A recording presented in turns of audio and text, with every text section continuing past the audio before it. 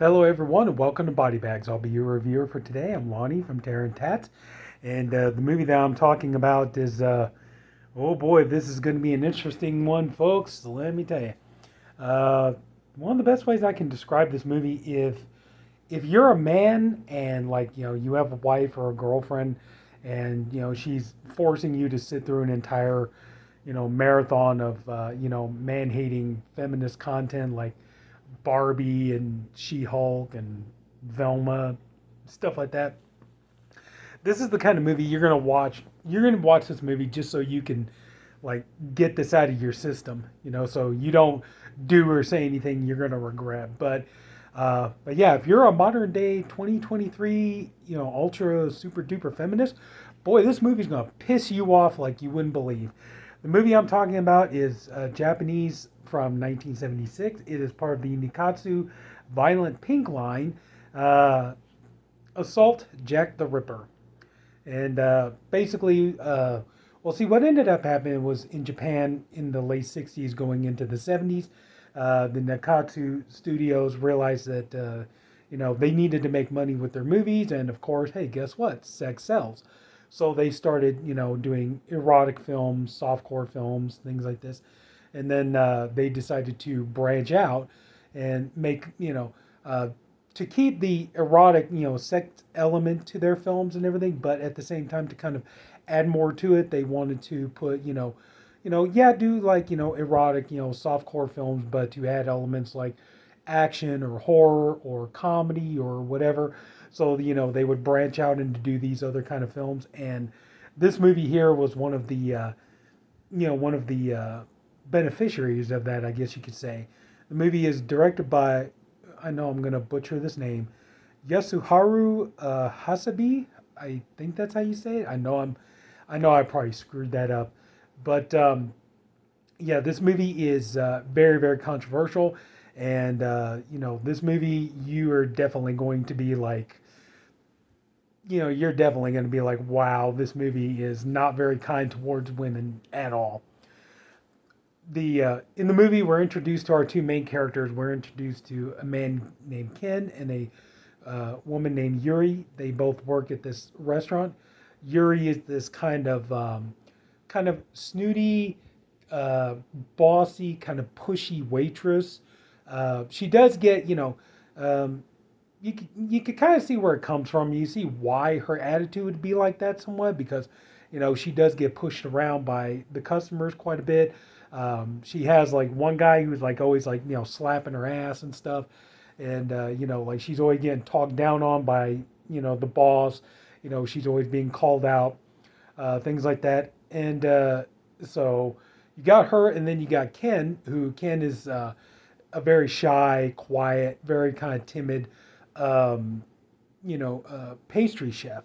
And so, and he ends up, as the movie progresses, he ends up having the very interesting choice of weapon. They don't show it here, and can't really see it. Anyways, like basically, he uses kind of like a cake knife, kind of like one of those knives, you see them use, to put, like frosting on the side of a cake and stuff like that. That's and he ends up taking this and he ends up like sharpening it to a real fine point, real fine edges and stuff, and that ends up being his murder weapon. Well, so what ends up happening is that one night Ken is at he's at the restaurant, and Yuri comes up and she tells him, she doesn't ask him, she basically tells him, hey, give me a ride because it's raining out and she wants a ride home. And so he's like, I can't, I got to stay here and watch after the place. And she's like, oh, just take me home, and you could be back early and stuff like this. So they're driving in the rain and all, and turns out, she's reaching into her bag. It turns out she's stealing food and all this, and he's, just kind of like very, like I say, he in the beginning he's very quiet, very timid, doesn't really talk and all this kind of stuff, and but he just kind of like, you're stealing food and you shouldn't do that. And she's like, well, what's the big deal? They're just gonna throw it out anyway, and all this stuff. Well, as they're driving, they come across this woman who, you know, yeah, they pull and they stop, and she gets into the car, and it's almost reminiscent of the hitchhiker scene from Texas Chainsaw Massacre in a way, because clearly this woman, she's got a lot of things wrong with her, and she turns around, she takes, like she rips open her dress or top, and she takes the food that Yuri had, and she starts, basically sploshing. If you've ever seen John Waters' movie A Dirty Shame, you'll find out what sploshing is. So she starts using this food, she starts sploshing and stuff. Then she takes Ken's pastry cake knife, and she starts cutting into her arm with it and everything. And so, turns out, like I said, it's almost very reminiscent to the hitchhiker scene in Texas Chainsaw Massacre. It turns out she's got, like, come to find out, she's, got all these razor blades and stuff like this. Well, Ken turns and he, basically gets her out of the car. And so, he starts to drive away, and she's hanging on. Well, she gets knocked off the car, and she dies. And so, they back up and they realize that she's dead. And so, they take her body to basically kind of like an auto scrap yard, and stuff, to dispose of the body and everything. So they take her there, and they see her blood and everything. They dispose of the body. Then they go back to her place, and they end up having this wild, frenzied sexual encounter and stuff. And turns out, yeah, they're having a good time. So the next day, Yuri, she's having fun with this and everything. She wants to have another go at it.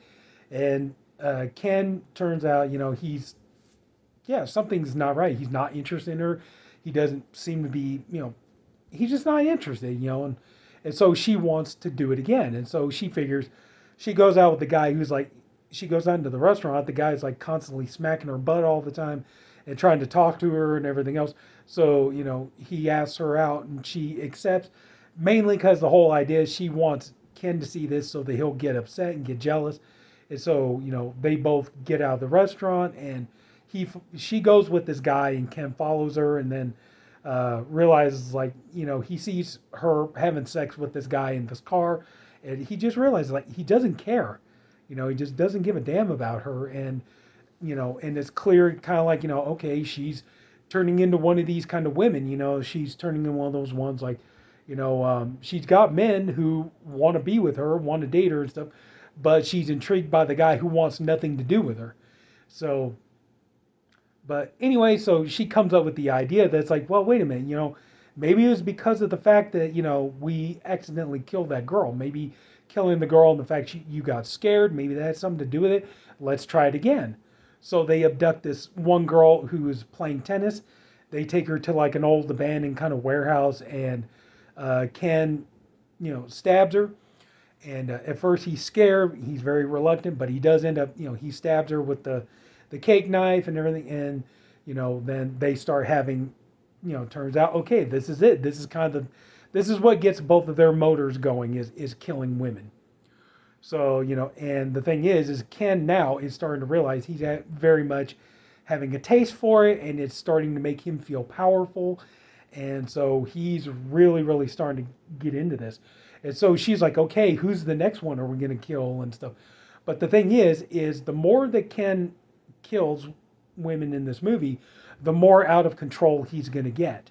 And just the more frenzy he gets, and the more out of control, and just, he just gets to where, like, it becomes, it becomes an obsession with him, even to the point where even Yuri, even she can't, she keeps like, no, if you're going to go kill a woman, you have to take me with you and all this stuff. And he's just like, like I say, he doesn't care about her. He just, he's like, he's obsessed with killing now.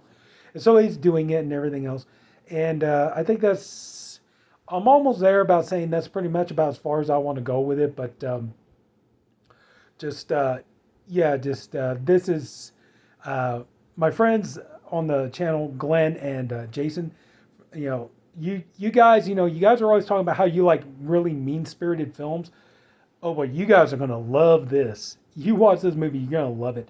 And this movie here, like I said, this is, and this, this one I got here is uncut, it's unrated, and as Ken, one thing that Ken starts doing is, it turns out he has this thing about women's genitals, and he uses his cake knife to mutilate women's genitalia and things like this. And so, yeah, so, but like I said, this is not a very female friendly movie. And it's bloody, it's violent, it's, pretty controversial and stuff like that. And even at one point, there's like one point where they abduct, Ken and Yuri abduct this one girl, and she's looking to Yuri, and she's like, you're a woman, help me, and all this other kind of stuff. And Yuri's just, like, screw you, and all this kind of stuff. He's going to kill you whether you like it or not. But anyway, so yeah, like I said, this is going to be a movie. You're gonna watch this when you want a movie that's going to leave you very morally bankrupt. And just like I said, it's very harsh. It's very mean spirited. Definitely not the most female friendly movie I've ever seen. But like I said, if like if you were forced to have to endure a marathon of like Velma and She-Hulk and Barbie and stuff like that, like you're gonna be like, I need to put a movie on to watch so that I can get it out of my system, so I don't end up doing or saying something that I'm going to regret. This would be a good movie to do that with. You put this on, you watch it, get it out of your system, and you go about your day. But yeah, I definitely I don't know if I'd say I recommend it though. That's I mean, yeah, I mean, if you want to watch it, go ahead and watch it. But I'm just saying, yeah, I mean, that's really about all I can say about it. It's just, I can't honestly say I recommend it. I'm just saying, like, yeah, if you want something that's really dark, bloody, mean spirited, all this kind of stuff, then I would say, yeah, this will be right up your alley. This is when you want, like, kind of like an intense, kind of a disturbing kind of a film. Almost like a Henry Portrait of a Serial Killer kind of has that kind of a vibe to it almost. But the two, they do say on the bonus features that the two true life cases this movie was inspired by is the Lonely Hearts killer. About, I forget the people's names, but the man and the woman who team up to kill these widows and stuff like this, to mostly to get their money and stuff. It was partially based on that true story, but then it was also based on Richard Speck. And I'm not even joking. There is a scene in this movie where Ken goes into a nurse's, a house, like a nurse's college, kind of like what Richard Speck did. He goes into this nurse's college and he takes all these nurses, and one by one he slaughters them. And, so yeah, so like I said, I can't really say, the only way I can say I recommend it is if you want something, violent and like I said, mean spirited and dark and yeah, just, something you feel like you're in a morally bankrupt mood, then yeah, Assault Jack the Ripper will do you just fine. So, yes, I think that's about all I can say about it, really. So that's it. So if anybody took the time to watch this, I thank you for doing it, and I appreciate you for doing it. I hope you enjoyed the video, and if you did, could you please leave it a like, and if you haven't already, please go and subscribe to the BodyBags channel. We have different reviewer, one for every day of the week. I am the Saturday reviewer, and that's it. I'm really pleased to be a part of this company, and yeah. So take care, everybody. Have a good night, and I'll see you later.